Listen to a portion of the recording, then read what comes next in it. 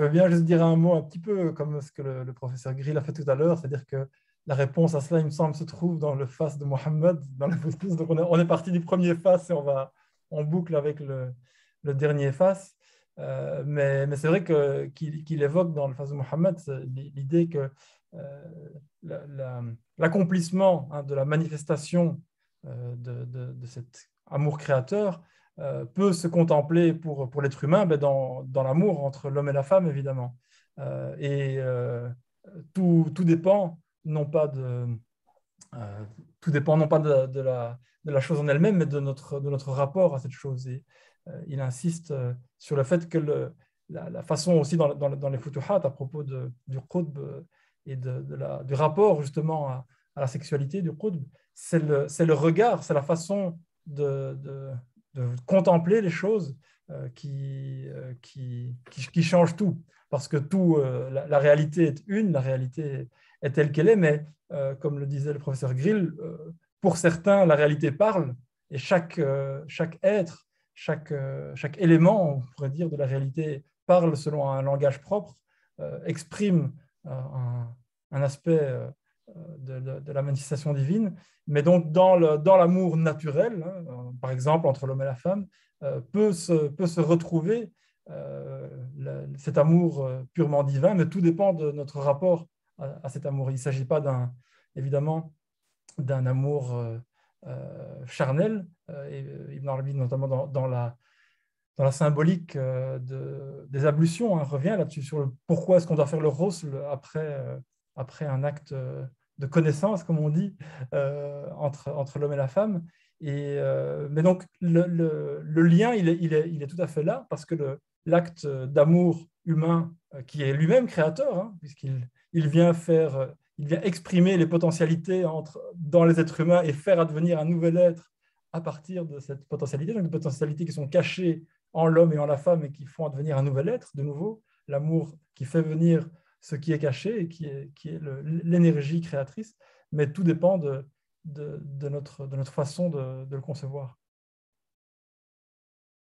Oui, enfin, il y a quand même quelque chose, si vous voulez, c'est que le propre de l'amour divin, c'est que c'est une initiative de Dieu.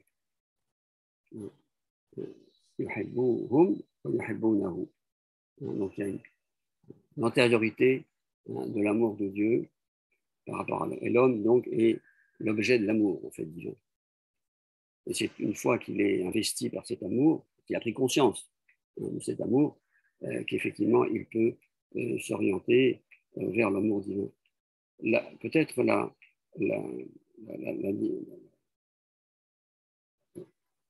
rapport, disons, entre cet amour divin et l'amour physique, l'amour physique, donc d'un homme pour une femme, ou d'une femme pour un homme, puisqu'on reste en islam quand même dans ce schéma-là, est lié à notre nature profonde.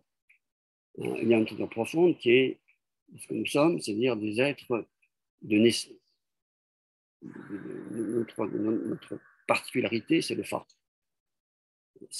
Alors, la pauvreté, évidemment, ça ne rend pas que.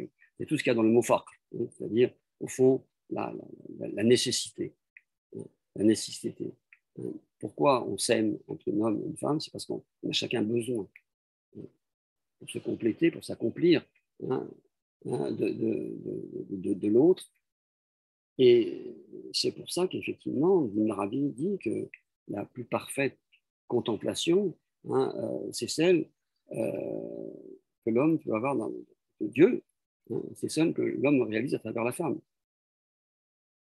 Mais ça peut être vrai aussi d'un côté de la femme, évidemment.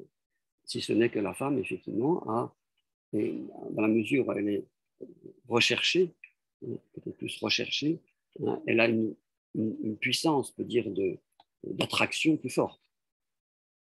Et il y a quelque chose là, effectivement, qui nous amène au-delà, évidemment, de la simple relation charnelle, bien évidemment, qui est de la contemplation, de la réalisation dans cet amour charnel de notre nature profonde et de notre relation à Dieu.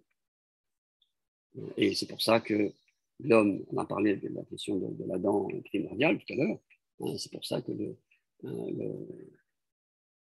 Adam, dans le Coran, est appelé nafs wahida, l'âme unique.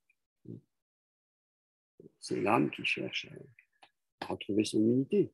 Et en retrouvant son unité, bien sûr, elle se met le droit fil, on peut dire, de la réalité dont elle est issue. Oui, bien sûr. Donc, comme Denis et Grégory ont dit, le lien, il est là entre ces deux langages de deux amours, en fait. Mais qui sommes-nous à la fin? Nous sommes, on nous a dit que dans le Futuhat, nous sommes tous un miroir. Et donc, si nous sommes un miroir, donc nous sommes un reflet. Et si on parle d'un amour physique, forcément, donc on parle aussi d'un reflet de l'amour divin, d'une part ou d'une autre. Si par exemple, je cite même quelques phrases où quand Ibn Arabi parle du silence du cœur, il dit par exemple, celui dont la langue se tait, même si son cœur ne se tait pas, celui dont la langue et le cœur se taisent, tous les deux purifient son centre secret du sir. Si je ne dis pas que c'est Ibn Arabi, vous pouvez forcément dire c'est quelqu'un qui est amoureux, qui parle de son cœur, de son amoureux, de son amoureuse, mais c'est Ibn Arabi qui parle du divin. Il parle de la révélation. Après, il dit et son Seigneur s'y révèle dans son cœur. Donc, je pense ce qui est significatif ici, c'est cette présence du cœur.